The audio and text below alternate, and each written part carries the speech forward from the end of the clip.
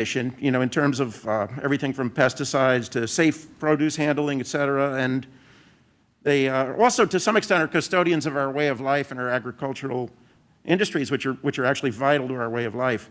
And as an aside, I got to confess that I peeked ahead to the agenda and I saw Mr. Sean Sexton coming up, an immensely talented guy. I've had the good pleasure of both hearing his work and actually witnessing a cattle drive at one point when we were designing 82nd Avenue.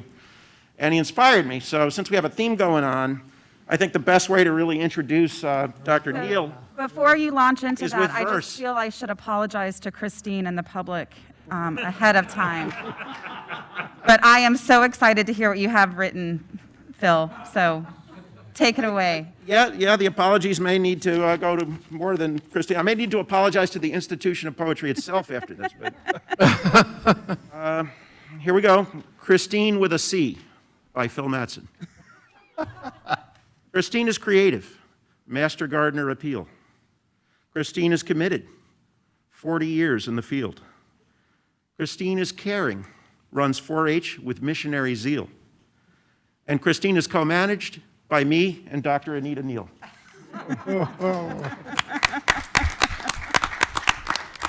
I have to give you credit, Phil. That was good. That was good. That was very good. I didn't know he had it. But I'm glad he does. Yes, it's my pleasure to share with you some of the great things that Christine has done. I know you all know her very well. She's been the county director here since 2004. But prior to that, she worked in the Peace Corps. I don't know if any of you knew that. She was in Honduras, and those are some areas that are really still troubled today. And she still does work down there, on her own time. But these are things that she has really brought to us. So some of the things that she's been in our agronomy department, that's where her degree is in. She's in the soil, right where the roots from us come from. So she gives us that steady hand that we have here and that we need here in Indian River County. So she served for 6 years as a statewide coordinator before she came to Indian River. And so that was really cool. So she did a lot to help us out with the Florida Arts and Neighborhoods program, which is one of those programs that helps us understand how we should be managing our waterways, how we should be helping them, how we should be managing our own landscapes, and how they attribute to the community. So that was what she gained that knowledge, brought it here with us, and now she's part of a team that annually trains hundreds of citrus people. And she works with those workers, and she teaches them through her abilities to speak Spanish, and she does a lot of great things in that situation. And then now she's taken on a new venture called Industrial Hemp. So she is the state coordinator for that, for the extension office is all around our state as well as in our district. So we really want to say thank you to Christine for all the years that she has given us. And this is quite an extensive award to be recognized nationally and for her distinguished service. And this is something that is really well received, and we really want to congratulate her and thank her for all the work that she has done for the University of Florida, IFAS, as well as Indian River County. Thank you.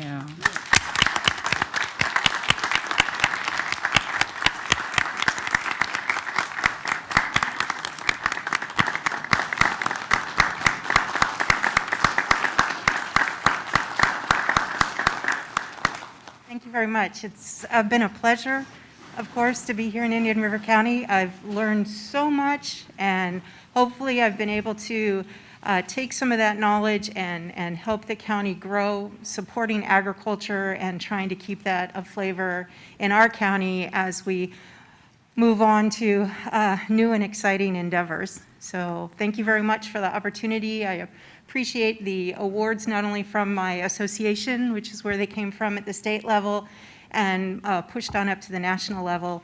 It's a distinguished award, and I appreciate it. Toward the end of my career, it definitely is nice to be well received. So thank you very much. So Christine, before you go anywhere, first I'd just like to say that as somebody who grew up in an ag family, that the Extension Office is very, very vitally important to our county and to our way of life, not only rurally, but also you do a lot of activities in the urban area and with urban groups. And I think that that's something that people don't often realize. But if you don't mind, I would like to read these awards because I think having the caliber of Extension Office led by the caliber of Extension agent that we have in this county is something that is just amazing to me. So I'm very proud of you. I think everybody's very proud of you. So if you don't mind, I'm going to take the opportunity to read the actual awards, because it's not just one, they got 3, and that's fantastic. So the first one is Christine Kelly Bagazzo and Indian River team that's the Florida Association of County Ag Agents, Best Newsletter, Team Category, Communications winners for 2020.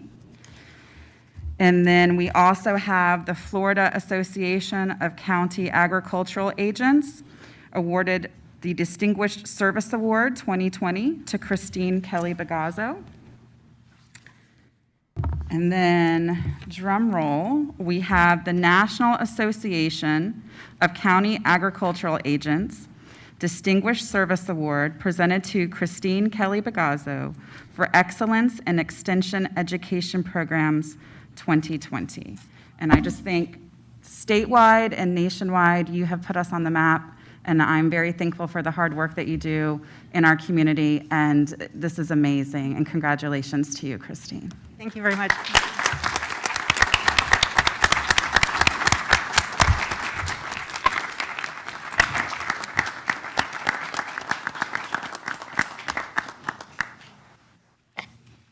Great job, Christine. Well deserved. Good job, Christine. Did you get it? Phil, did you bring a camera? They did. They did, okay. Stay right here. Right here, yeah. Hold up your hardware. No, you're good. Got them all, like, spread them out like cards. Ready?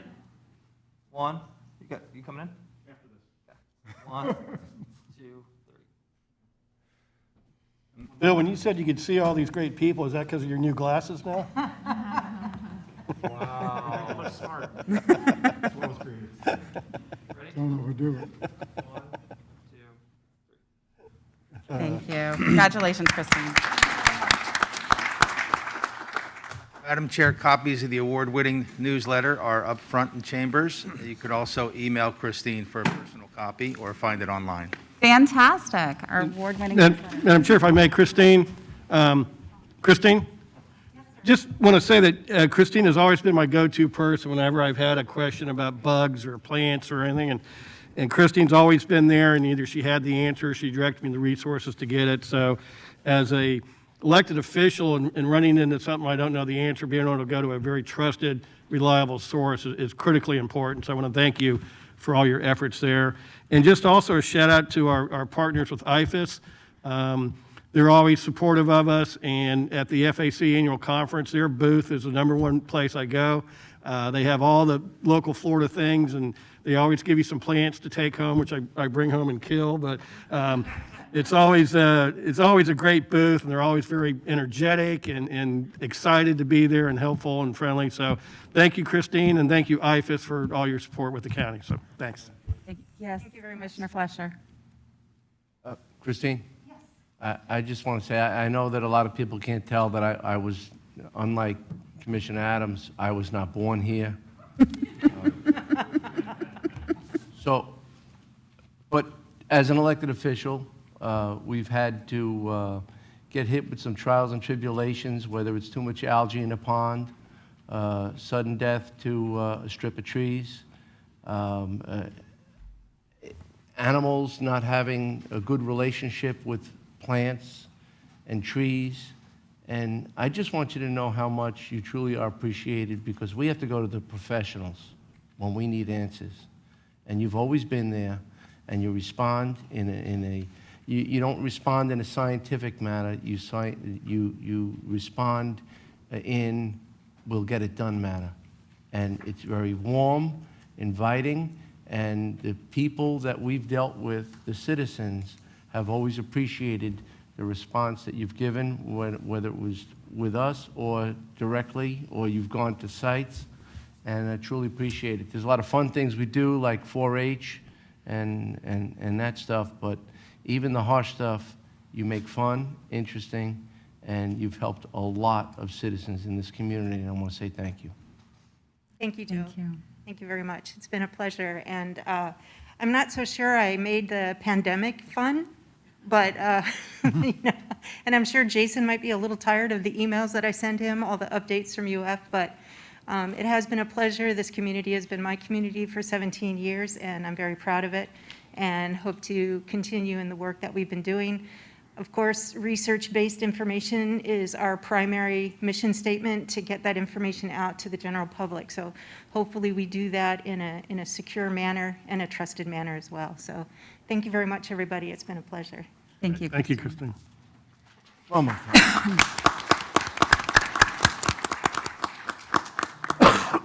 All right, our next presentation is going to be a presentation of proclamation designating Sean Sexton as the Poet Laureate of Indian River County, Florida. This will be presented to representatives from the Laura Riding Jackson Foundation, as well as Mr. Sexton. Welcome. Morning. I'm Louise Kennedy, the Executive Director of the Laura Riding Jackson Foundation, and along with me are some board members. And we're delighted to be able to recognize another person who has put Vero Beach on the state and national map, and that's for poetry. The things that Sean has done in the poetic world are really important. He's a working poet. He's published a number of books, and he brings a spirit and energy and enthusiasm that is really remarkable and renowned. And he has a lot of support among some of the biggest names in poetry in this nation. And many people don't know that about Sean because he's very quiet about his amazing abilities. But we're thrilled to be able to select him again for a second tenure as the Indian River County Poet Laureate. And he's here, and I'm pretty sure we can impose upon him to share some of his poetic words this morning. Wonderful. Well, if I go ahead and read the proclamation, Mr. Sexton, will you grace us with a lovely poem afterwards? Of course. All right. It's my pleasure to read a proclamation designating Sean Sexton as the Poet Laureate of Indian River County, Florida. Whereas Sean Sexton is a third-generation pioneer resident of Indian River County who has been writing poetry for over 40 years and is affectionately known as the Cowboy Poet. And whereas Sean Sexton is recognized throughout Florida and nationally for his many beautiful and heartfelt poems fitting with the character and values of Indian River County, including family, neighbors, farm and ranch life, nature, and the passing of seasons. And whereas Sean Sexton has shared his poems to promote awareness of Indian River County and the appreciation of poetry at neighborly gatherings, special occasions, public workshops, and exhibits. And whereas the Indian River County Poet Laureate is an honorary position and carries with it the esteem and appreciation of the citizens of Indian River County. And whereas Indian River County may call upon its Poet Laureate to compose poems for county occasions and other government events worthy of commemoration. And whereas the Laura Riding Jackson Foundation, a 501c3 organization, recommends the Board of County Commissioners designate Sean Sexton as Indian River County's Poet Laureate. Now, therefore, be it proclaimed by the Board of County Commissioners, Indian River County, Florida, with appreciation and admiration, on this day, recognize Sean Sexton as the Poet Laureate of Indian River County, Florida, effective September 1st, 2020, and adopted this 13th day of October 2020, and signed by all 5 county commissioners. And it is a great honor to have you here and to be able to proclaim this, and I hope that you will be willing to read us some of your work. Well, thank you so much. I'm honored. I appreciate it. Thank you. I read recently in Orlando. It was actually last winter, last spring, and the Poet Laureate of Orlando, Susan Lilly, who has come here and done things with us, was in the audience. And I told her, I said, Susan, you're just the Poet Laureate of a city. I've got a whole county. And she said, oh yeah, well, how many people do you have? So let's not go into that. I brought 2 poems to read to you. And one of them was written because I have a friend, John Balaban, who's a great poet. And he often has inferences to the classical world, the old world. He's and of Eastern European descent. And all the time I'm seeing mentions of Heraclitus and Pliny and all these, Ovid, and there's a whole kind of literary underpinning in his writing. And so one day it sort of struck me that I should write about here. It's called This Land. Having no literary past to speak of, no ruin or olden scroll buried in this land, find the imprint of fallen leaves, news shining in the grass. Listen to rumors in the shimmering fronds. With no forspoken hardness, no igneous heavenward reaches, and bereft of precious mineral and ore, look to the swollen clouds in the distance, the glassine, horizonless underlands, empty as a widow's joy. Heed the here today, gone tomorrow whispers in the air, voices beneath shallowing rivers, overtaking silence. Revisit feral expanses of marsh and scrub lost by meets and bounds, where tree-telling ditches and none more of the less recent ramble to the murmuring sea. Nothing has happened here that isn't happening now. Forsake all illusion and remembrance. Look no further for wander-worthy features save the fervent mist, half hiding, half revealing abandoned dreams, come and gone moments that catch and lift ground to sky. Wonder anew if this day or another begins your last journey to a directionless realm, a final embarkation into light. Shall we fall from the world like a stone, fail time as a weakening heart, and be lost from one place to another? Is life a mere interruption upon a crust set beside a dark selvage to which we've always been flowing water-like to the end of the eye, gathering mindward as we go, only a meager, barely remembered story? And there's the second one, very recent, almost yesterday morning. That's its title, Yesterday Morning.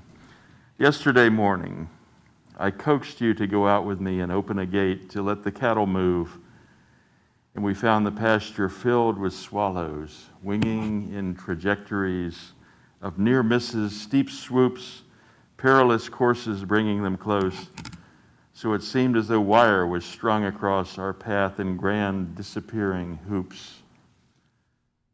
At the hem of hoof and horn, as the cattle stirred on our approach, white birds arose, taking flight like 1,000 prayer flags filling the sky.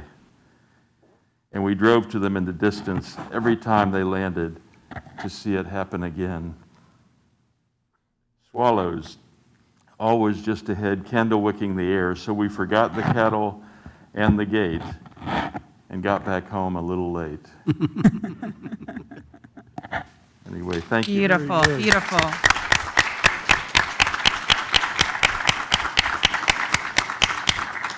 Well, Madam Chair, I'd say based on that performance, not only should we designate Sean as our poet laureate, but I think we should double his salary. I think you're good with that, Sean. But very nice, very, very impressive, very good. I have most of it left.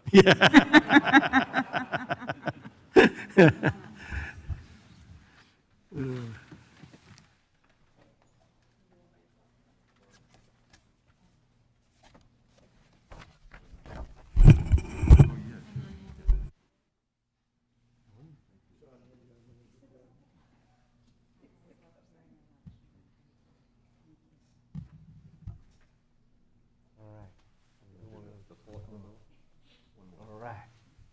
Get in there. Hit him hard. Ready? 1, 2, 3.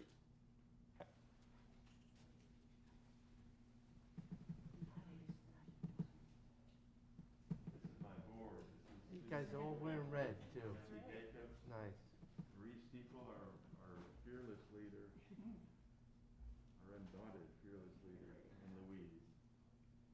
Ready? 1, 2, 3. Good.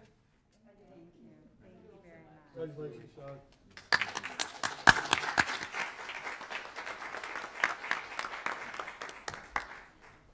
Madam Chair? Yes, Commissioner Fletcher. You feel better having heard the presentation by Mr. Sean Sexton, and maybe we want to add one of those each and every start of every meeting, because it's Very a calming. pump up. Yes. Gives us the time to just reflect and be comfortable, and now we're going to begin the process. But thank you so much, Sean. Thank you. Our poet laureate. All right, our next presentation is a presentation of proclamation recognizing October 2020 as Vaping Awareness Month. This is going to be presented by Commissioner Zork to Ms. Kylie Savoy of Quit Doc Foundation. Commissioner Zork. Yes, thank you. I'll let them come up to the podium. I'll read it and then see if they have a few words they'd like to share with us. This is a proclamation recognizing October 2020 as Vaping Awareness Month. Whereas the federal government has declared youth e-cigarettes use or vaping a nationwide epidemic. Whereas youth vaping has increased dramatically across the country and in Florida. And whereas in 2019, 1 in 3 Florida high school students reported electronic vaping, an increase compared to 2018, and a 16.5% of Indian River County youth ages 11 through 17 currently use e-cigarettes, which is higher than the state rate of 14.5%. And whereas e-cigarettes are unsafe for kids, teens, and young adults, and whereas e-cigarettes typically contain nicotine, which is highly addictive chemical, and the developing youth brain is more vulnerable to its effects, including reduced impulse control, deficits in attention and cognition, and mood disorders. And whereas e-cigarette aerosols is not harmless water vapor, and the aerosol that uses, breathes, and exhales from e-cigarette devices can contain harmful and potentially harmful substances, including cancer-causing chemicals and heavy metals such as nickel, tin, and lead. And whereas the focus of October 2020 Vaping Awareness Month is to provide accurate information about youth and adult e-cigarette use into the hands of our citizens, which is an important step to reversing the alarming trend in Indian River County. And whereas Indian River County has committed to the goals and objectives of Vaping Awareness Month through a variety of public health activities and programs. Now therefore be it proclaimed by the Board of County Commissioners, Indian River County, Florida, that October 2020 be recognized as Vaping Awareness Month in Indian River County, adopted this 13th day of October 2020, signed by all 5 county commissioners. Good morning. Good morning. My name is Phyllis Schneider, and I am a member of the Tobacco-Free Partnership, as well as a Students Working Against Tobacco advisor. Electronic cigarette use by youth is a national epidemic. These products are harmful to our youth, and it's essential as a community that we're working on solutions on these problems. Working with the students working against tobacco, the SWAT teams, I know that they recognize this problems amongst their peers. They actively, these group of students, they work together, they actively educate their peers on the dangers of the e-cigarettes, and through the Not a Lab Rat initiative. Bringing awareness to this issue is their #1 priority in October. I want to thank the board for taking these steps today to raise awareness on this issue in Indian River County and supporting the SWAT mission and the Tobacco-Free Partnership. We hope that the community members all take the month of October to educate themselves on the dangers of vaping and bringing awareness to the issue. So thank you very much. Thank you. Good morning. My name's Carrie Lester, and I'm here this morning as a member of the Tobacco-Free Partnership, as the Executive Director of the Substance Awareness Center, and as a parent. I'm here as a community partner in prevention, and I want to thank you for taking the time and making the commitment to putting the focus on the vaping epidemic that's upon us. With so many pressing issues in front of us, it's critical that we don't lose sight of educating our community about the dangers of vaping. Our youth are not only vaping high-content nicotine, which is highly addictive, they're vaping high-content THC. These are highly addictive chemicals that prime the brain for substance use disorders, and as we heard in the proclamation, change cognition and will change our youth's brain. And so the problem is profound, but we do have a solution. And Phyllis shared some of the solution. We use evidence-based principles. We follow a multi-tiered prevention approach in our community. And so we partner with our school district, and we provide evidence-based programming, substance abuse prevention in grades 5 through 8. We do have a specific focus on vaping, a curriculum specific to vaping. And we have an indicated program. We partner with law enforcement and the court system for youth who've been identified engaging in health risk behaviors such as vaping. We provide skills on an individual and smaller group level. We work with families. And we are home to our community substance abuse prevention coalition. We make a community-based effort with SAFER. And in doing so, we bring our community stakeholders together. We work tirelessly to reduce teen substance misuse in our community. And so we are thankful of your support for vaping and all the efforts in our community. And just highlights of a couple of the education that's going to be offered this month on vaping. There will be a vaping symposium October 20th given by Dr. Hummel, and he's renowned. He's dedicated decades of his career to tobacco prevention. There are coffee and conversation invitations to school district principals where they can do specific education with their parents and their families. We've offered professional development to the school district, education specific on vaping, and we're collaborating with the Chamber of Commerce so we can bring the business sector in and educate them.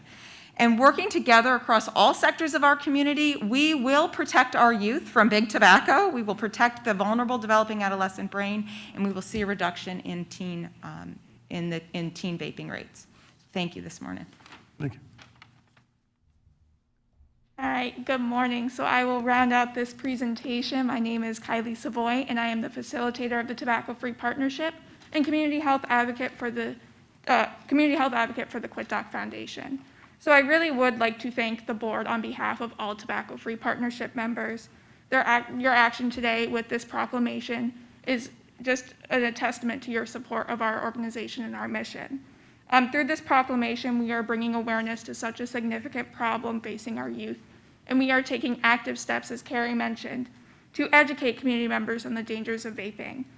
While I have a moment today, I would like to provide some additional education on another potential solution, which is tobacco retail licensing. Tobacco retail licensing is a local solution adopted by local communities that encourages local enforcement of tobacco control measures, such as the minimum age to purchase tobacco. While retailers must abide by state regulations, these regulations are minimum and not heavily enforced. These regulations also do not apply to nicotine-only retailers such as vape shops. This lack of enforcement is concerning for many reasons, mainly the ability for minors to purchase addictive tobacco products. Many local communities, such as Alachua County, the City of Fort Lauderdale, and the City of Vero Beach, have adopted tobacco retail licensing or similar provisions to address youth access to these addictive products and to address the youth vaping epidemic.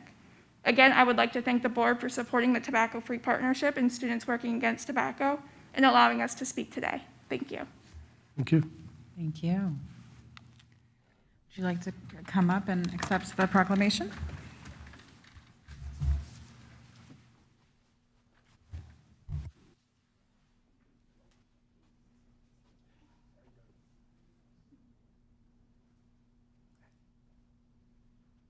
Ready? 1, 2, 3.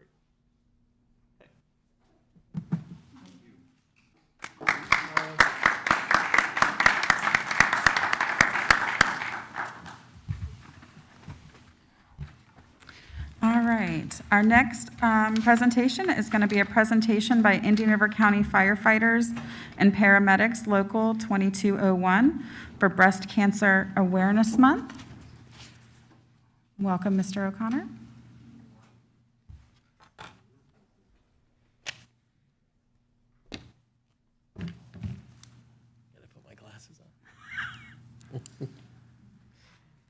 if anybody could figure out how to get your glasses not to steam up when you're wearing these masks.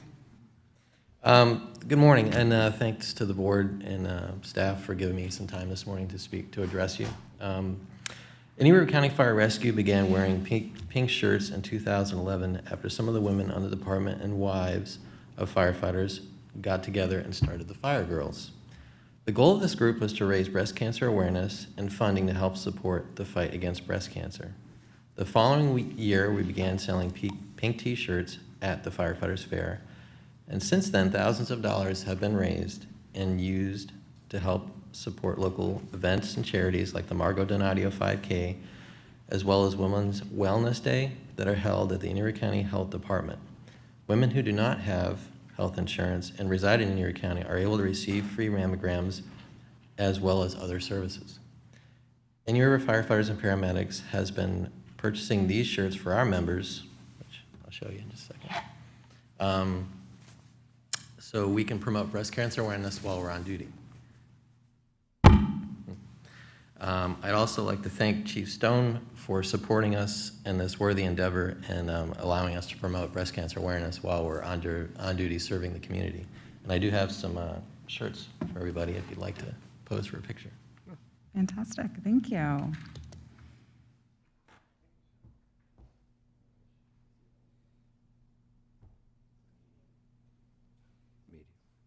Thank you. XL. Slim fit.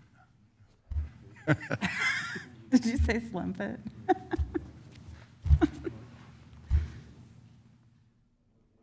Listen, Commissioner one. Fletcher, Only you one. can't just manhandle all of them.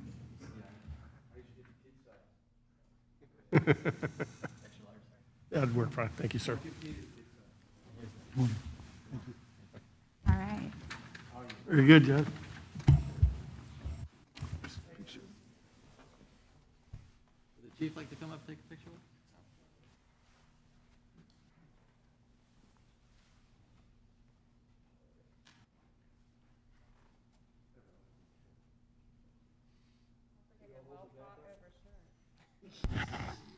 Very nice. Ready?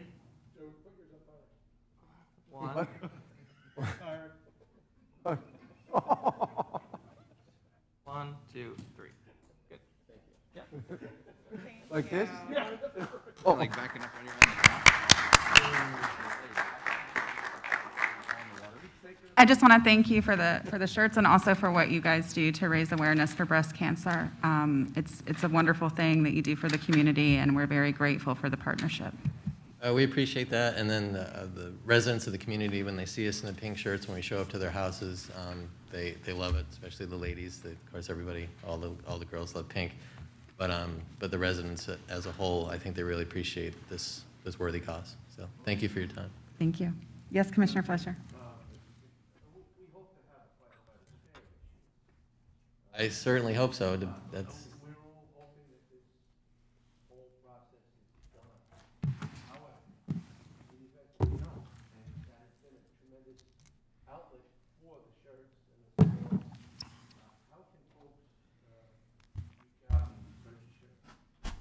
That's a great question. We're going to have to look at some virtual solutions to that, probably creating a website and getting some online sales going. So we have that in the works as we speak. So, Stay tuned. Yeah, coming to a theater near you. there you go. Awesome. Thank you for your time. Thank you.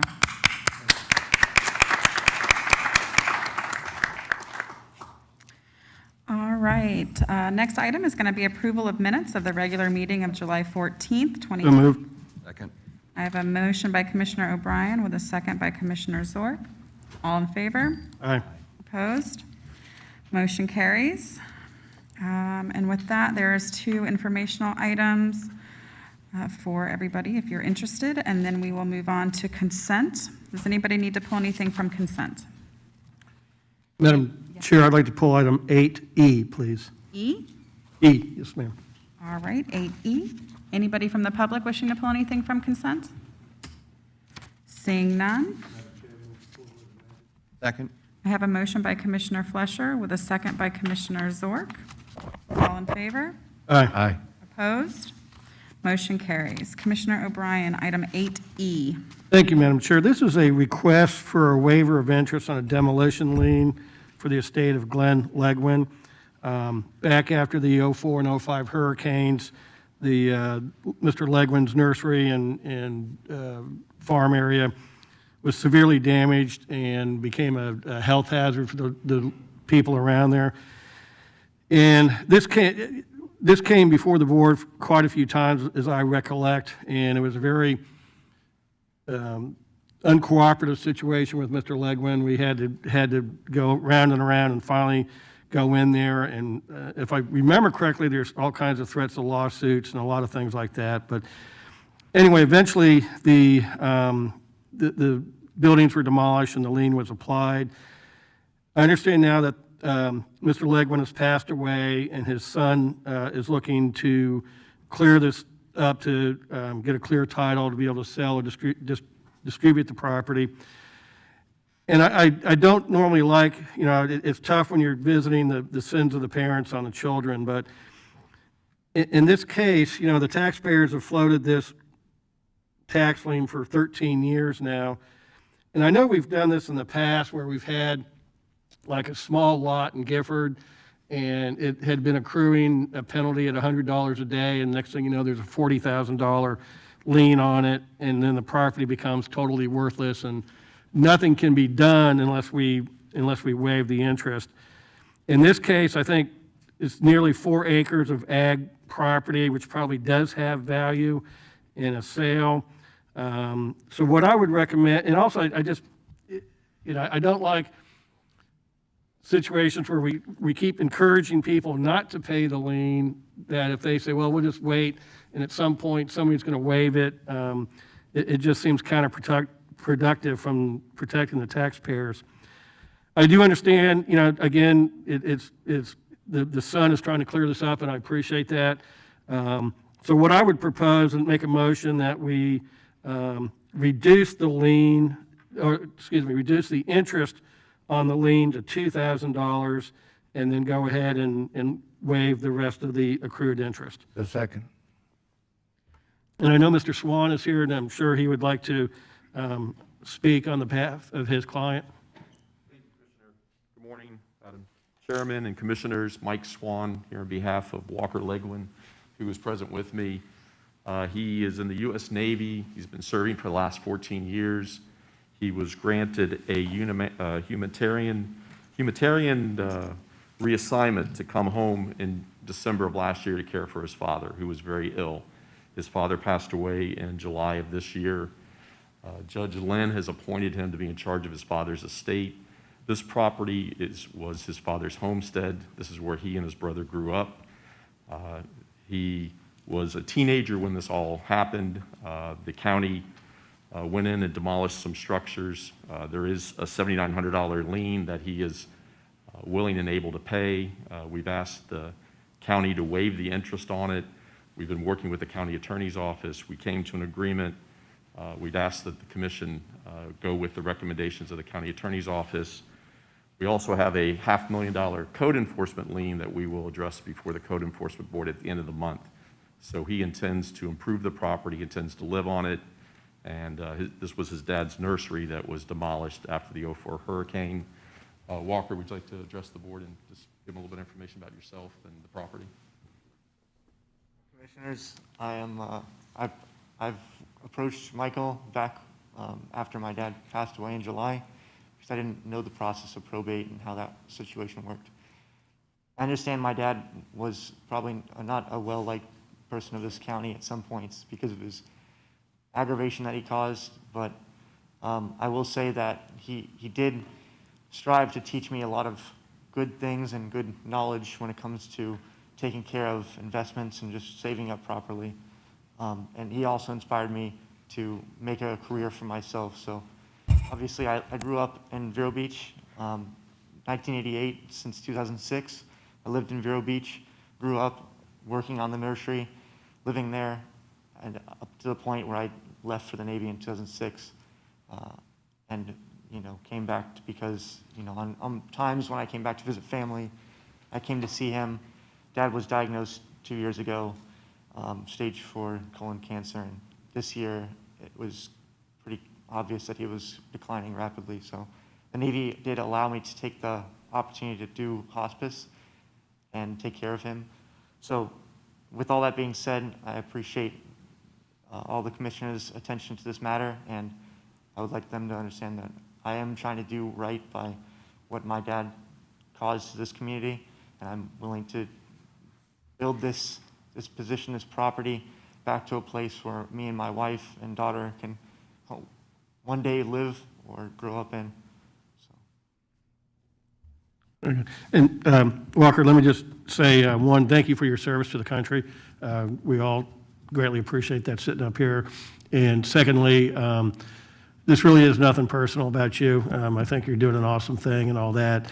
Just from my personal point of view, I've got things I've got to kind of keep consistent as far as an elected official and looking after the taxpayers, which is why I just can't waive the entire interest, but I want to reduce it to make it more manageable for you. So that's just kind of where I'm at. But it's nothing, again, I hate putting the sins of the parent on the child. I understand that completely. It's just that I kind of have to have some kind of certainty with what I'm doing. So that's all. It's just kind of a strictly a business thing and not personal. But thank you for all you're doing, and thank you for your service. Commissioners, questions? Madam Chair, Walker brought up something. I had the opportunity to speak with him, and when the situation was brought up, I also had the opportunity to speak to Councilor Swan as well. And Walker just made a comment. He said, well, Dad wasn't well liked. I have to tell you what, I knew Dad a long time when I was riding around in a patrol car, and he shared a lot of things when we stopped by. And he was very knowledgeable, very sincere about what he was doing.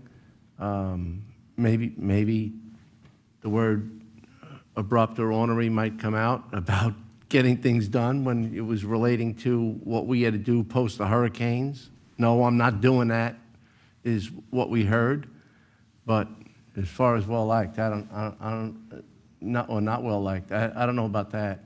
Just he was a different kind of guy, hardworking guy, and he worked the earth, and he did well. I'm very sorry about the loss, and thank you for your service. And again, as Commissioner O'Brien said, you were out serving, and you came home to this, and had to sort it out. You're a fine young man, and I hope that the decision today assists you in the finalization of what you have to accomplish.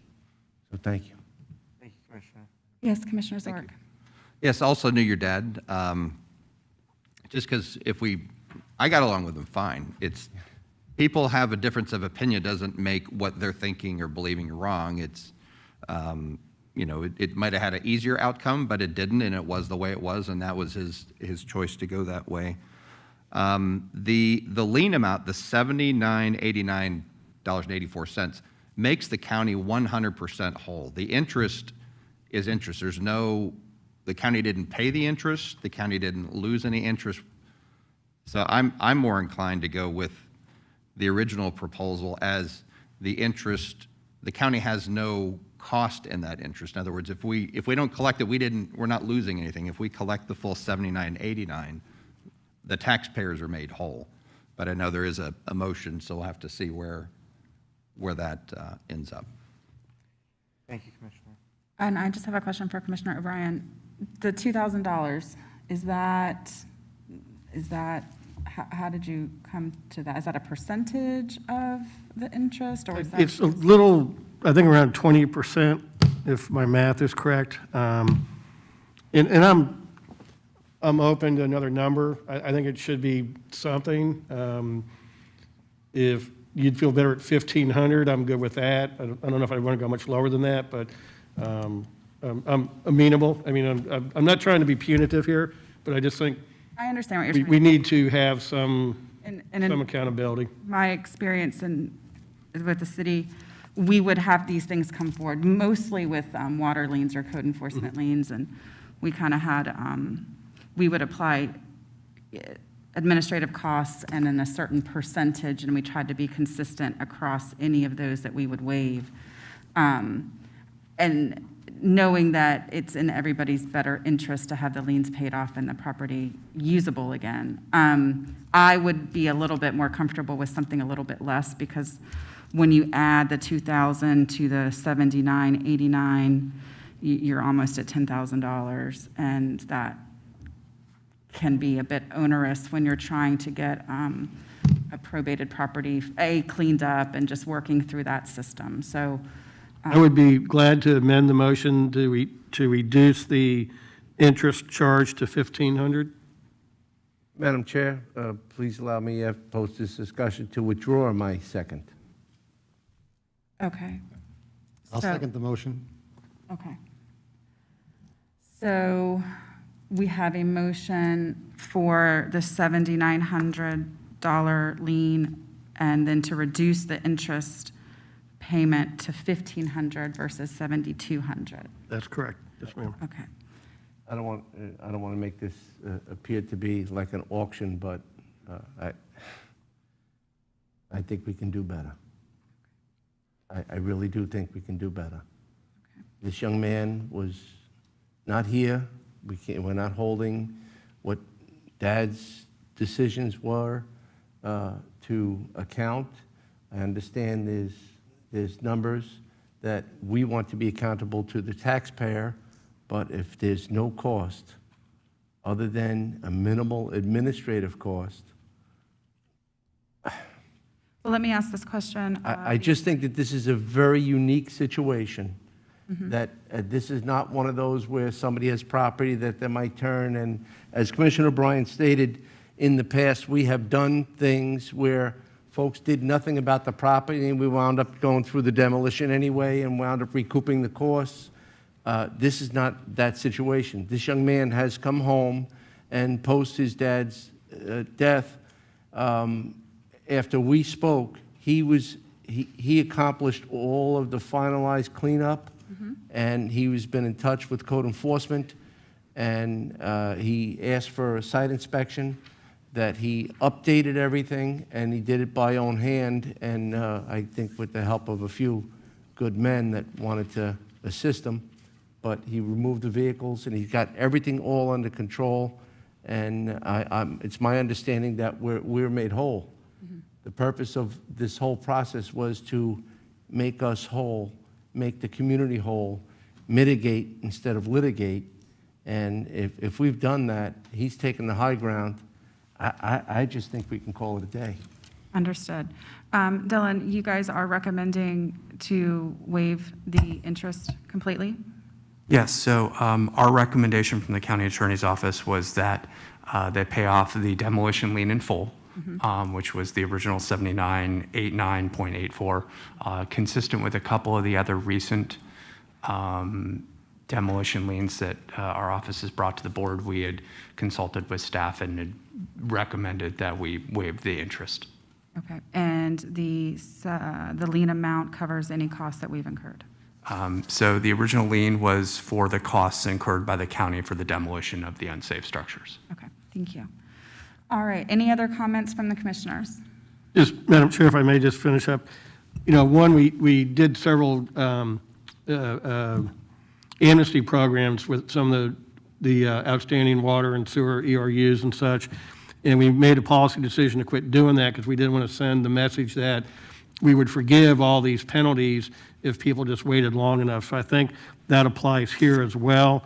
And then just the earlier demolition liens, as I mentioned, those were where the interest amount was way in excess of the value of the property, and the only way to get that property moving forward would be to waive those $30,000, $40,000 accumulated interest charges. So again, I think we just need to make sure we don't want to set a precedent where we're going to constantly waive all interest penalties, and therefore people have no incentive to pay that lien promptly if they just think, well, if I wait long enough, eventually the county will waive it. So I think we need to have some type of policy here where we stick to our guns a little bit. And I understand what you're saying. However, I would be more comfortable at a 10% policy, that it is the lien plus 10% of any interest.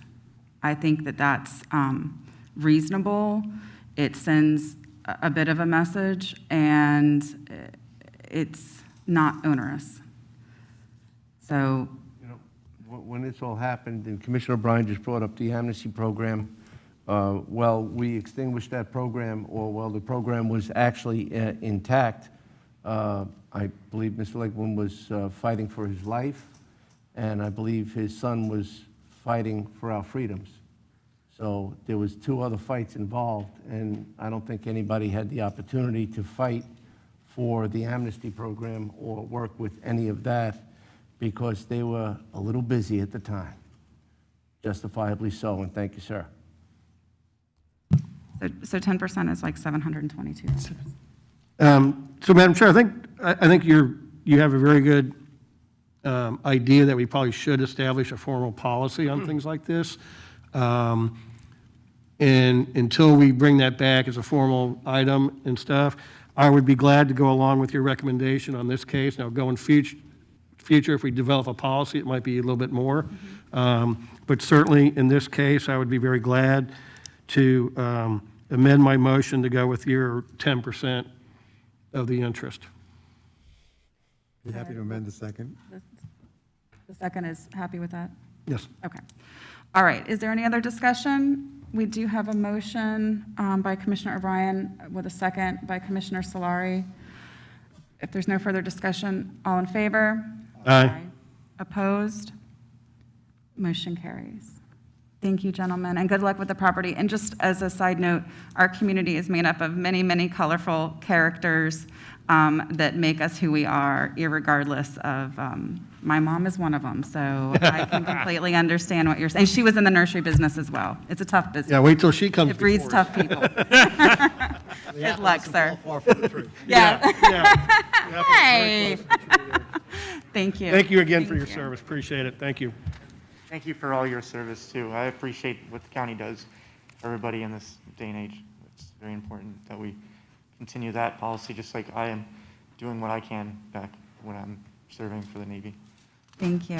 Thank you very much. Thank you, sir.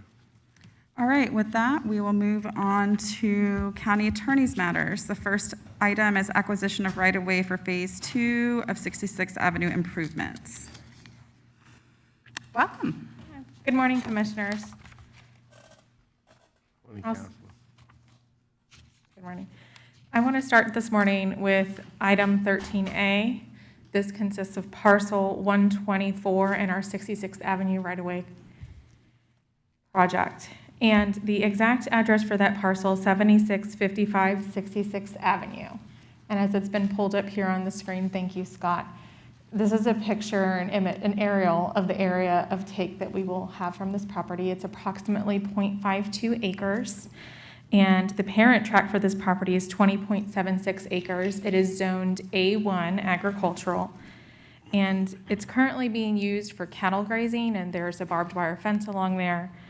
And this property was negotiated amongst myself and their attorney that represented them, Mr. Raymer F. McGuire.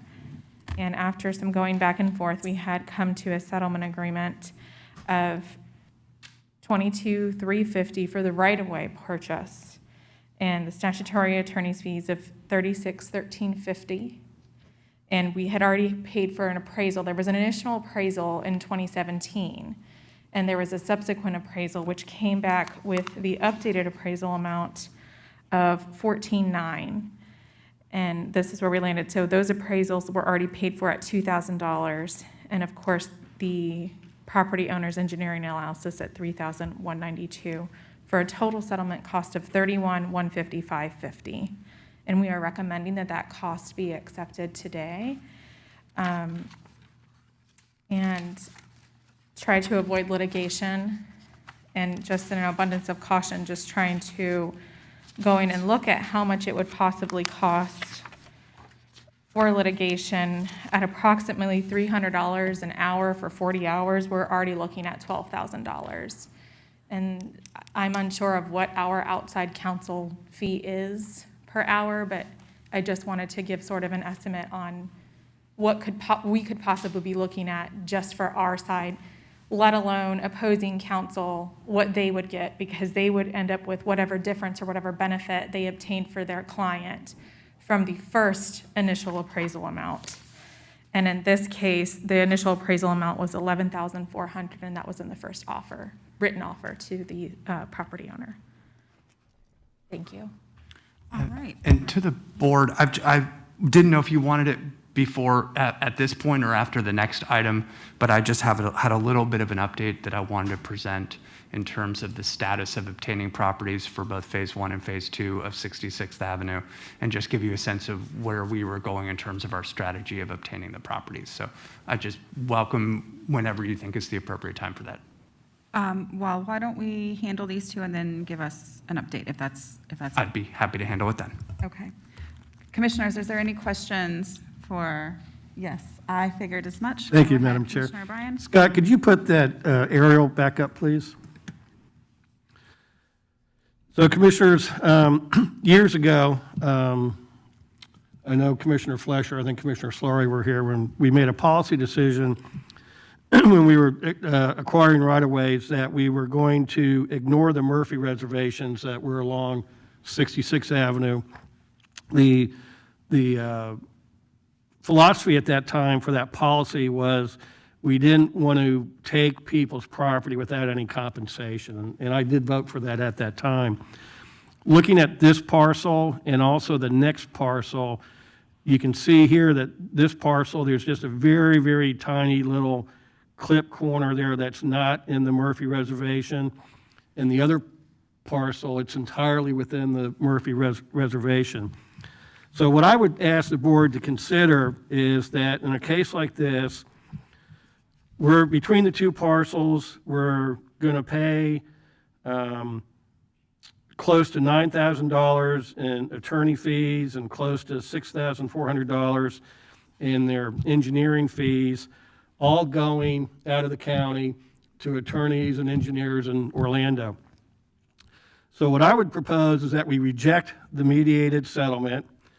We go back to the owners and offer them the appraised value plus whatever we were going to spend on the attorney fees and the engineering fees, and compensate the property owner with that dollar amount.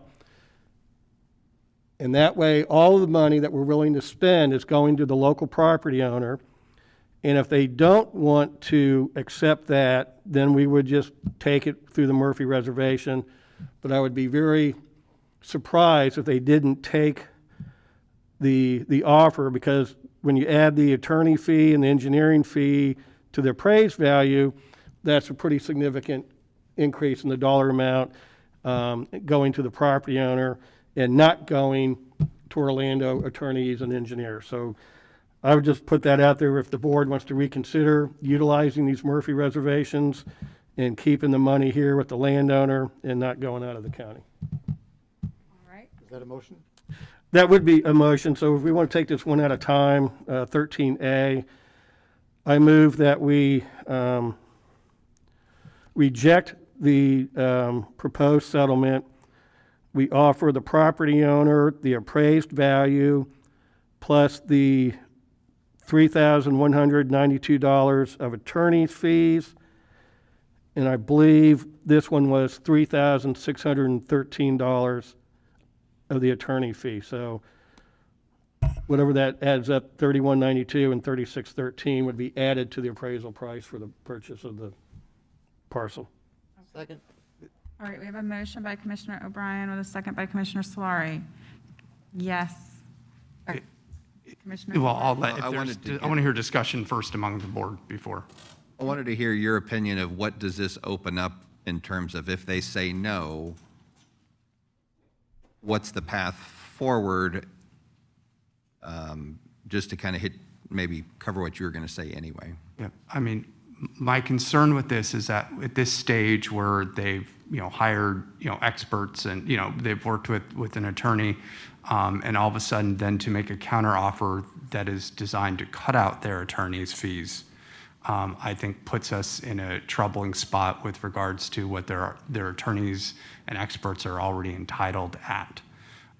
If the board wants to go in a different direction on the Murphy deeds, I'm happy to listen to that. It's been a consistent policy of our office not to utilize the Murphy deed process, and I'm open for considering that moving forward. I'm just concerned with this one, if we have fees and costs that have been expended by the property owner, and experts and attorneys are entitled to those, then I'm not sure we've completely solved the problem by offering that solution back to that property owner. Mr. O'Brien, after listening to the county attorney, I'm going to withdraw the second, but I'm going to recommend that the board consider basically the thrust of Commissioner O'Brien's statements, that we, going forward, basically find out what the appraised property would be, say that we may, begin by saying we may exercise the Murphy deeds at any time going forward, but in order to compensate, which was a good policy when it was set, say that, we will give an appraisal, and despite the Murphy deed, offer the amount of the appraisal, but no more than that going forward, if the attorney can put that into a good form.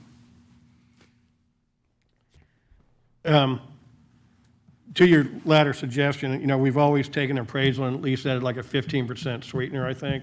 So I'd like to see us still do that. That's fine. What I want to do Or is. we can work that what I out. think you're want Policy to thing. accomplish is to get reasonable prices for things, especially when we've already started off exceptionally reasonable in the fact that we're often ignored the Murphy deed to start.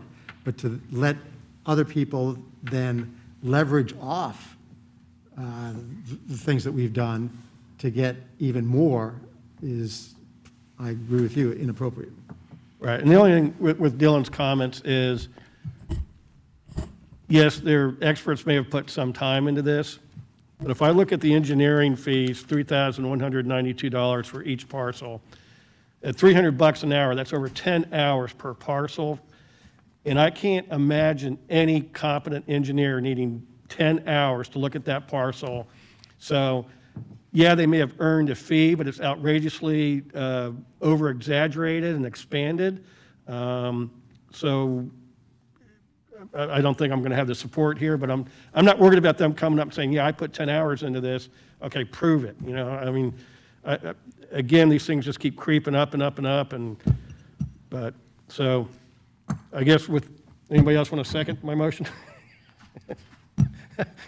I'm not seeing much, so I will withdraw my motion, Madam Chair. All right. Commissioners, other comments, motions? Move staff recommendation. All right, we have a motion from Commissioner Zork with a second by Commissioner Flesher. Any further discussion? Seeing none, all in favor? Aye. Opposed? Nay.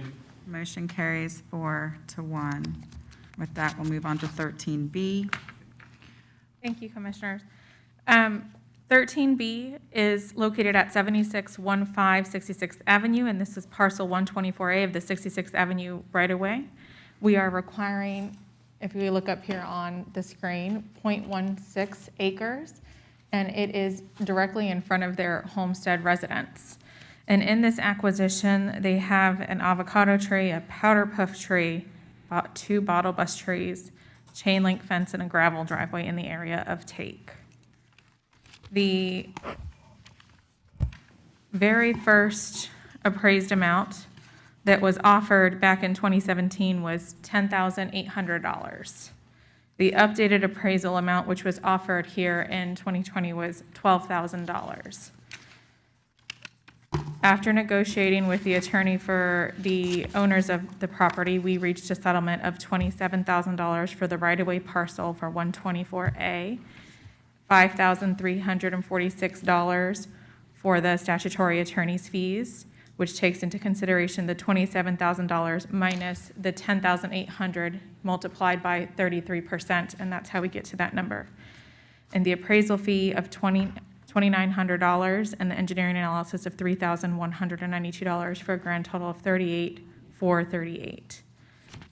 And I would like to point out that in this one, I know that the numbers may seem a little higher, but we don't have a driveway, which we have had in many of the other ones, and that is also value. And I think that's about it. I don't know if anybody has any questions for me. Any questions? Questions? All right, seeing none, any discussion?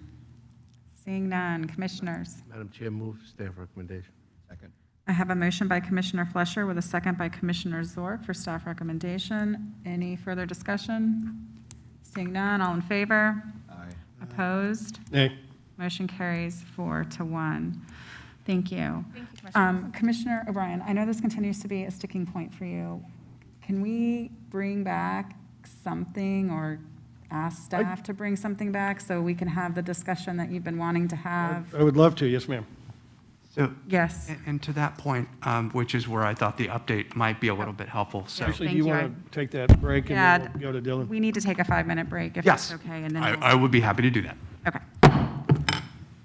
You know, if I was just here another 6 months, I'd be with you.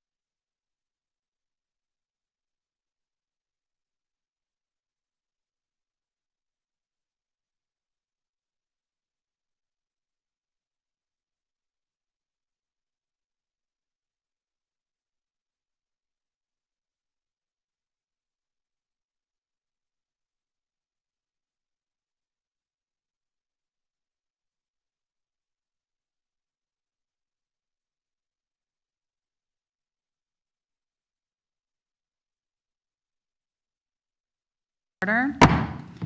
Dylan?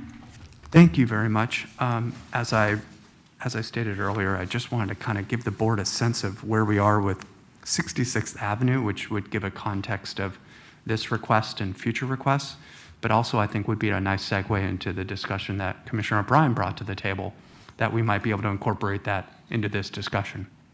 So with the rest of Phase 1 for 66th Avenue, which is 49th up to 69th Street, we have a couple of parcels that we still need to obtain, one on the main line, which is the Sedwani parcel, and then several on the sidelines.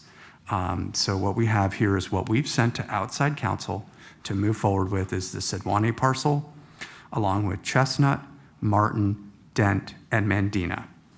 And I believe all that leaves then for us to handle in-house is a property of VOTC and AC Veterinarian Specialty.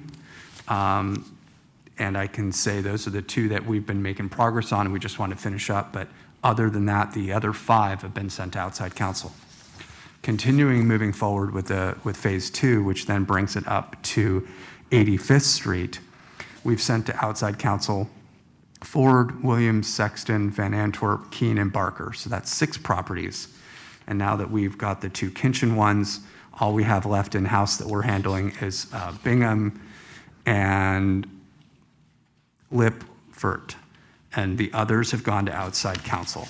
Oh, and Jetta Ranch. Those are the only 3 left that we were handling in-house with regards to that. Now, I will note there is a Ryle Development Group property, but we're dealing with that in the context of a development issue. So with that being said, we're kind of shifting from what has been the in-house model of trying to negotiate, taking a little bit more aggressive tact with going to outside counsel. So with that, where we are shifting now, I think it's very helpful to understand from the board on the Murphy deed issue, where do we want to go? What direction do we want to give outside counsel? And with that, I'm happy to turn it back over to the board to continue that discussion. So thank you. Okay, commissioners. Couple Commissioner questions. Zork. Dylan, you mentioned Chestnut and Sedwani. Yes. Are those the east-west, west of 66 pieces on 65th Street? The kind of front, it's not 66 frontage, it's one of the cross streets or So not? there's actually 2 different Sedwani things. There's a TCE and then there is a, which I think is a side street, but I believe one Sedwani parcel is truly on the main line. Okay. And then the Chestnut one is? I believe the Chestnut one is one of the side roads off of 66. That's part of the 66 project. Okay. How have the courts addressed the Murphy deed and compensation and the opposing counsel side in the past? How successful are they in court to get that treated? I think I can help out with that one. Commissioner Bill DeBrawl on behalf of the County Attorney's Office. Commonly, if we announce that we are going to use the Murphy, it will be challenged by the property owner, and we would be required to go ahead and prove up the Murphy reservation. So we would have to get a surveyor involved that would go back and do the historical research as far as the Murphy reservation and offer up an opinion that it is a valid reservation, has not been released or otherwise compromised. Okay, I'm sure others have done this in the past. When they get into the property owner's representation side, have they had success in, whether it's juries or judges, to say, look, yes, there's this Murphy deed thing out there, but you still really have to pay them the fair market value for the property? Does it get us somewhere, or does it put us through a path and a process that the end result isn't any different? No, if we prove up the Murphy and the Murphy is a valid Murphy reservation, we are permitted to use that for utilities, roadway, and drainage. If we need additional property, we have to go through the eminent domain process. But there certainly would be a potential cost savings. Right. But one of the things that we have to consider is if the government entity issued permits for improvements in the Murphy reservation, is that something that we want to try and proceed with as far as proving up the Murphy, yes, we know we gave you a fence permit, yes, we know we gave you a building permit, but we are now going to go ahead and stake our claim to that Murphy reservation. That would be, I think, a higher bar, a harder lift. Probably so, yes. Now, would it be permits just issued by the county or a water management district or anybody that didn't recognize and declare the Murphy? Really, any government entity. So you'd really have to do a lot of front work to decide, do you really have a good leg to stand on going forward to try to vet out, did we or somebody else grant them some permission or some use of that would void our approach? And that might be the type of discussion we could have with our outside counsel. If the board wanted to be more aggressive with Murphy deeds, we could say, hey, is this a good example of a Murphy deed case that we want to press? Or do you feel like, based upon the facts of this particular scenario, this is probably one we just should go with the take? That might be the conversation that we would have. Get some advice and they'll say, here, do these 5 things, do the survey, check permit issuance, check the boxes. If you don't have any of these, yes, go that route. But if you have any of these, you may have to do a different approach. Okay. And I would concur with that. I think what I'd like to see us do is as a policy decision, so that we will consider utilizing the Murphy deeds going forward if it makes sense and we have a clear, like these 2 parcels here, I think would have been very good examples where we have a very clear, there's no encumbrances and things like that. And also, I want to make sure that we do compensate the property owners for that, and it can be the appraised value plus some type of a sweetener that we all agree to. Because I think that was the intent of the board originally when we made that policy, was we didn't just want to take their land without any compensation. So I think we can still utilize the Murphy deed, but I do want to make sure they get compensated for that in some form that we come up with. And again, it'll be on a case-by-case basis, I think. And maybe, we're kind of winding down 66th Avenue here, but I think going forward, other roads we're going to be working on in the future, I think it'd be good to have this kind of figured out now, and hopefully keep those costs in hand. But I would certainly agree with what Dylan suggested, that it would be a case-by-case, where it made sense or where it doesn't make sense, we do or don't. But I think let the word go out there that we are going to consider utilizing the Murphy deed reservations. Be my. Okay. One other question, if I might, for Rich.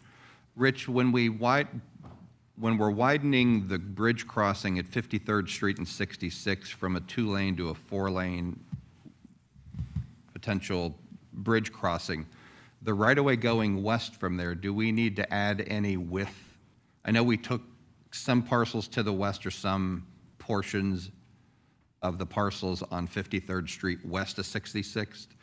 Do we need to look at what did we take? Is it enough to support that new east-west crossing at the canal? Rich Berger, Public Works Director. We did look at that when we started into the bridge portion, and we have sufficient right-of-way on the west side that we're playing with the east side right now to fit it all within what we have. The west side wasn't a concern. Okay. It was just the east side, and we're working on that. Great. Thank you. Commissioners, yes. Jason. Yes, thank you, Madam Chair. Just to add on, the Murphy deeds, the way I recall, is we used to use the Murphy deeds and recognize those. I think it was on 66 specifically, the prior phase, that we stopped doing that. We have successfully used those. I remember a case on Oslo Road that was challenged, but we were successful in that. And I want to say that I think some of the board direction that we had gotten from years ago on this right-of-way was we wanted to pay more to the property owners and pay less to the out-of-town experts. I think what we're doing in those cases is better than eminent domain. We are paying less, but it seems to be hard for us to minimize or get rid of those, which those property owners have to have the right to be represented. So I think we can continue to look for ways to try and incentivize more the property owner to not incur all of these outside expenses for the out-of-town experts. And I think maybe the Murphy deed, if there is a Murphy deed on a property, that maybe there's an opportunity there that if we're going to have a nice handshake friendly type of agreement, then maybe we compensate for the Murphy deed. But if we're talking about a more aggressive approach from both ends, that gives us a differentiator maybe. And I think what Dylan's talked about is I think there's a good start on that with what they're looking at going forward. And Jason, I would think, Dylan's points about, they've already done the work on these 2 parcels and et cetera, et cetera. I think going in, when we make the very first communication, we let them know up front that if the board agrees that our policy is that we may utilize the Murphy deed reservation so that they know going in that, and then therefore I don't think they have as much of a case saying, well, God, you sprung this on us and we put all this work in kind of thing. So. And I can tell you, Public Works has done a great job of setting up just kind of an aggressive schedule to stay on target. We have now weekly meetings on 66th Avenue, and I can tell you that we are all hearing this loud and clear from the board about this direction, and certainly happy to take it to our outside counsel and to our meetings. Great, thank you. All right, any further? Yes, Commissioner Swart. One thing following up what Commissioner Bryan said, when the county gets an appraisal for our side of the needed square footage for the road, and then the experts get their person, there's always a very wide spread between the two. In the same concept, if we said we'll get an appraisal on the county side, and if you offered to pay for the property owners to pick another appraiser of their choosing and then average the two, because as soon as you bring in the Orlando appraiser or wherever they're from, these are the guys that can take a postage stamp and say it's worth 50 grand we've seen some of the comps that these guys have used in the past. They've used riverfront property as comparison or other non-like type property. But I think the people like that route because their attorney pays for the appraiser and they arrange it. If we had a mechanism for funding the cost of the appraisal that the property owner would get, you would have somebody more interested in getting the true value of the property, not trying to get the value of the property because of pending litigation. The appraisers are not they're a couple $1,000 a piece, Rich, depending on how complicated it is. That may be another element to add, that they pick whoever they want. But if they're picking it, it's going to be a better pick than the attorney in Orlando picking his particular appraiser. Just another thing to throw into the discussion. And that way they're not having to take money out of their pocket. You pick who you want and we'll pay for it.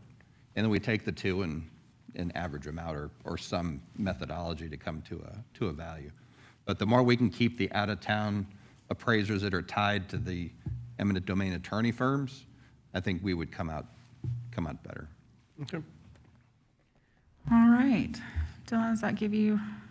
Yes, and I really appreciate that, just that discussion, and that really helps us reaching out to our outside counsel as we move forward with the cases that now we're sending out and the direction to give. So thank you. Okay. With that, we will move on to an update on the 16th Street ball fields and the Jimmy Graves Foundation.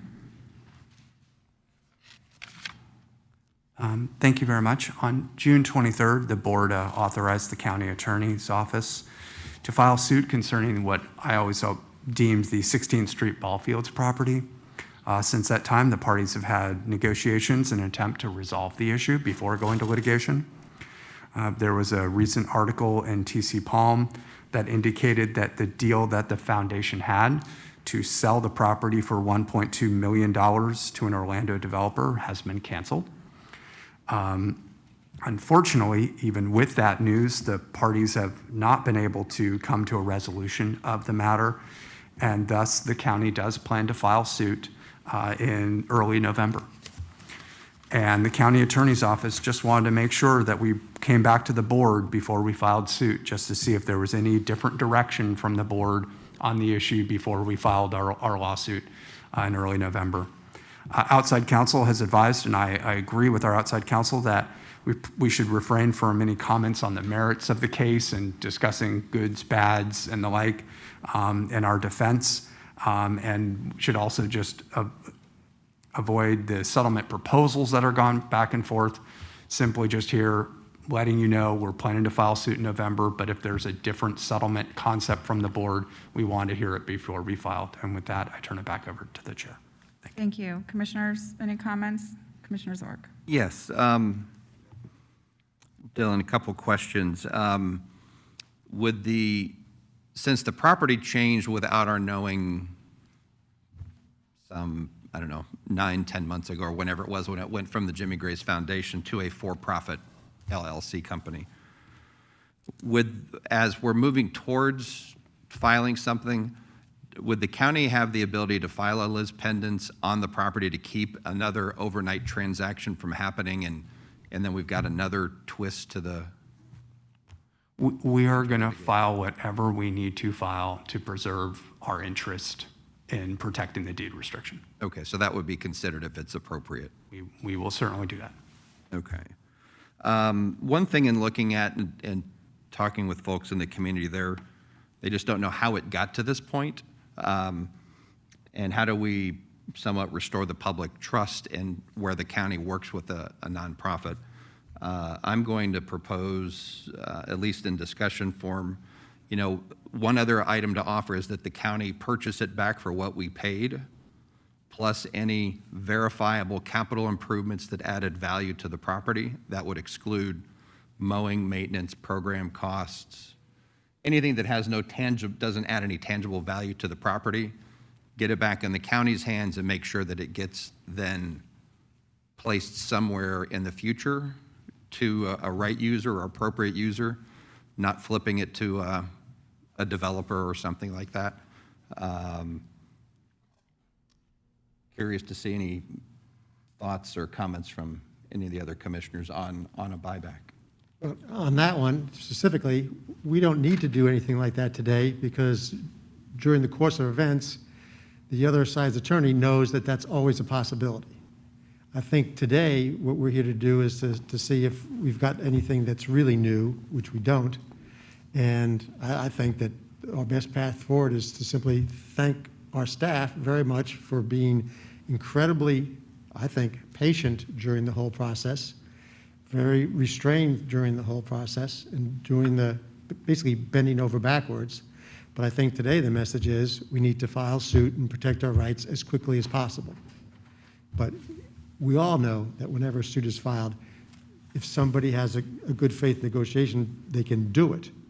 But we've been doing that and doing close to what you've said for months and months well, I won't make any more comments based on the attorney's advice, but I think today the message is clear. For me, at least, it's clear, is to make sure that the county attorney does what he came in here saying he's going to do, which is to file suit and enforce the deed restriction as quickly and smoothly as possible. And I would concur with Commissioner Sawant. And I would too, Madam Chair. I think to give Dylan, direction that he asked for, I would think, utilizing the property as per the deed restrictions would be my priority. And that would be recreational activities for youth and nonprofits. I would think any purchase of the property by the county would be way, way, way, way, way down my list. We sold it for a reason, and I don't think we want to get it back. So I think that's way, way down. But I think having the property be utilized as per the deed restrictions would be my priority. Okay, Commissioner Zork. Also on that, part of it is if you pull the deed, the restrictions aren't clearly there. It's more of the restrictions that were listed in the purchase and sale contract. So maybe that's wordsmithing, but. Well, and that's the essence of what our lawsuit is about. Right. Okay. Okay, I think that gives clear direction to your question at hand. Yes, I was just looking to see if there was a different direction. I'm definitely sensing from the board, Mr. Reingold, continue going forward with what you're telling us you're planning to do. So thank you very much. Fantastic. All right, with that, we will move on to Commissioners' open dialogue, and I'm going to start with Commissioner Flesher. Thank you, Madam Chair. I believe that Commissioner Solari might have a lengthy presentation, so I'll yield most of that time. Cede your time to Commissioner Solari. That's why I started at this end, see how much he has. I just wanted to take a moment to recognize a few weeks ago we lost a great lawman in Indian River County, Sheriff Roy Raymond. It happened during a discussion here, and as with many services during the COVID time, there was limited notification, but I want to thank the Indian River County Sheriff's Office and the St. Lucie County Sheriff's Office for a great farewell to one of the greatest lawmen that has ever existed in Indian River County. Sheriff Roy Raymond was a dear friend. I had the opportunity and privilege to work for him and with him, and he'll be sorely missed. We had another recent loss, somebody who, well, to coin Councilor Bill DeBrawl, somebody that just made the world spin a little faster.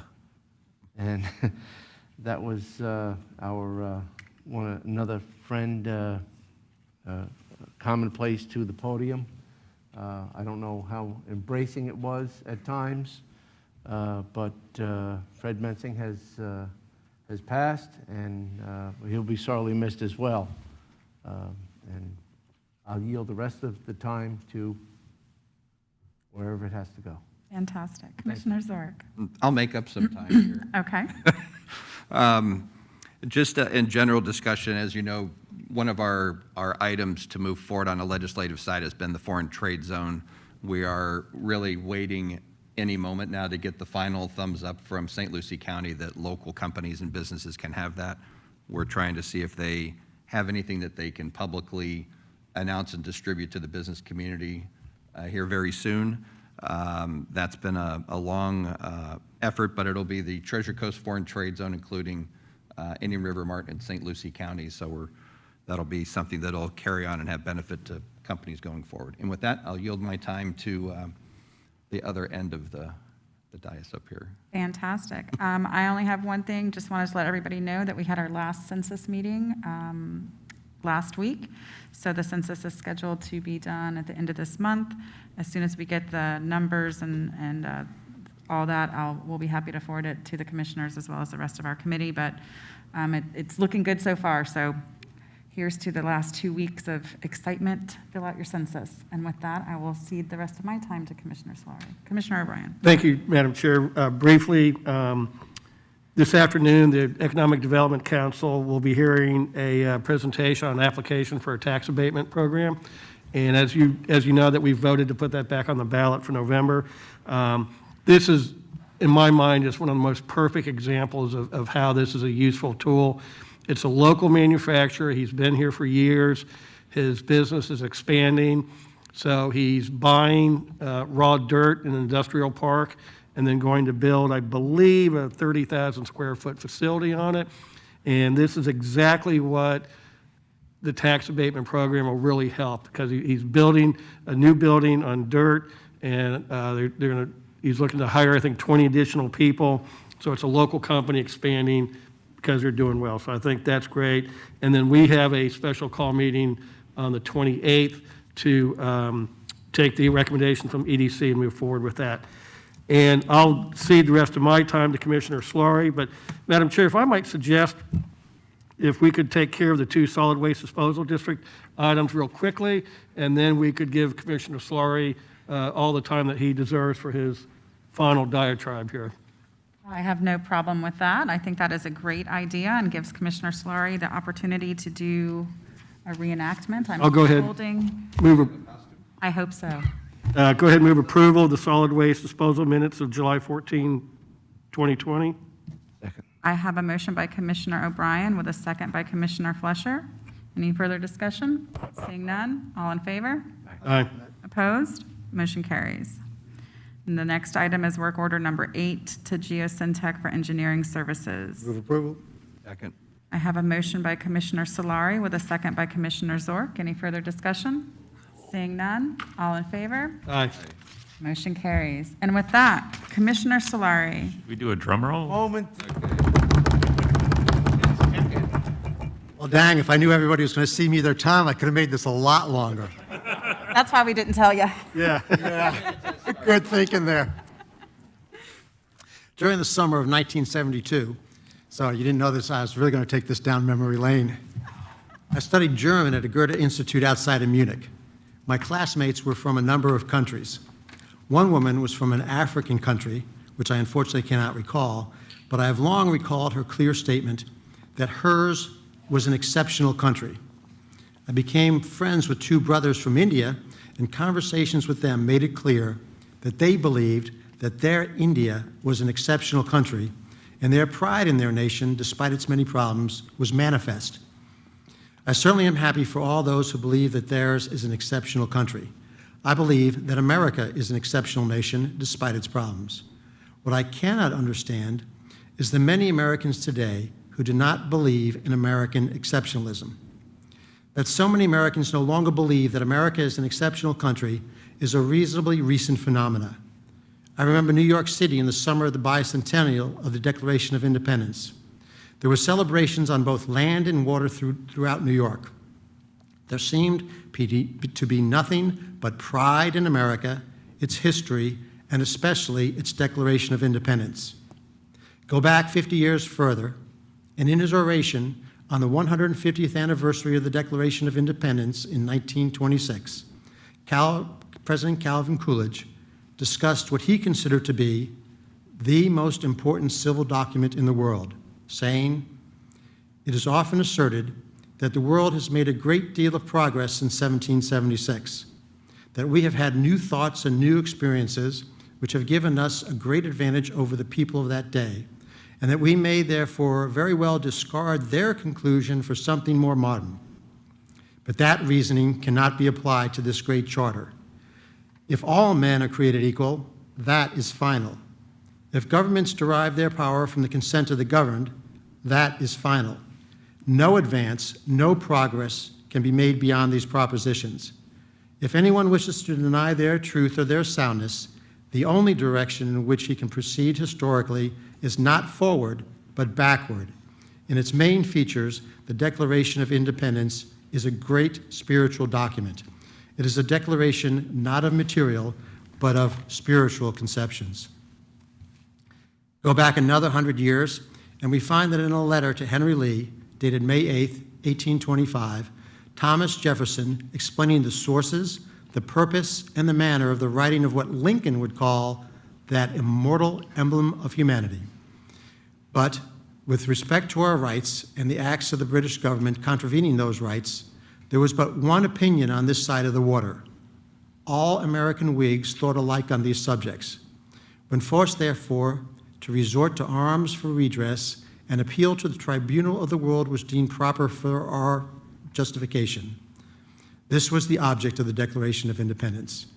Not to find out new principles, but to place before mankind the common sense of the subject, in terms so plain and firm as to command their assent, neither aiming at originality of principle, nor yet copied from any particular and previous writing.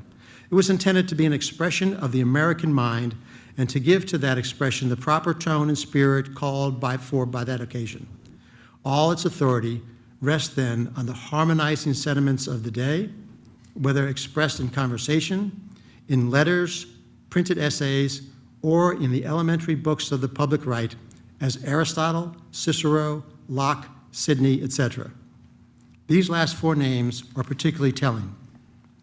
They speak of one of the most important, and today, least understood aspects of the Declaration of Independence.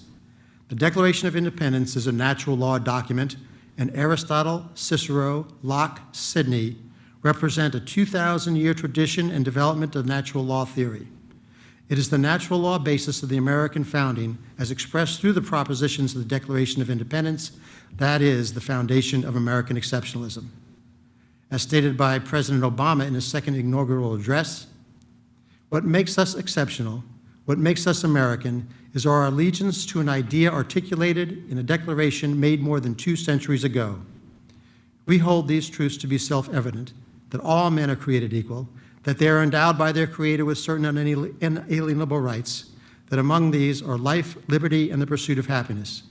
Today we continue a never-ending journey to bridge the meaning of those words with the realities of our time.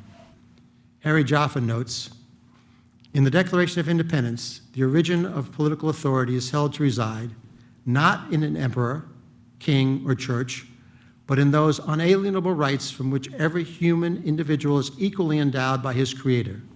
From the fact of this equal endowment, no one has by nature more authority over any other man than that man has over him.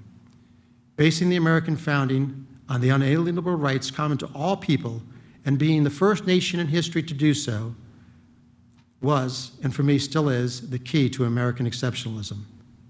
Our founding was not perfect, but it was the best, by far, the world had seen at the time the Declaration was written. It has since been copied, at least in part, by over 100 nations. I'll close with a quote from an American president who understood the Declaration of Independence better than perhaps any since the Founding Fathers, and used his understanding of it to help give this nation a new birth of freedom. It was not the mere matter of the separation from the motherland, but the sentiment in the Declaration of Independence which gave liberty not alone to the people of this country, but I hope to the world for all the future time. It was that which gave promise that in due time the weight would be lifted from the shoulders of all men and that all should have an equal chance. Thank you, Madam Chair. Thank you, Commissioner Solari. Madam Chair, the only question I have for Commissioner Solari, the summer of 1972, was that back when you were a young liberal and had your ponytail and all that? Actually, I didn't get the ponytail until a little bit later. The early formative liberal years. Curly hair at that point in time. Took a while to go. Oh, we're getting dangerous here. All right, Commissioner Solari, thank you so much for that educational piece. It was very, very good. And if there's nothing else for the good of the order, I think that is a good note to end on, so we stand adjourned.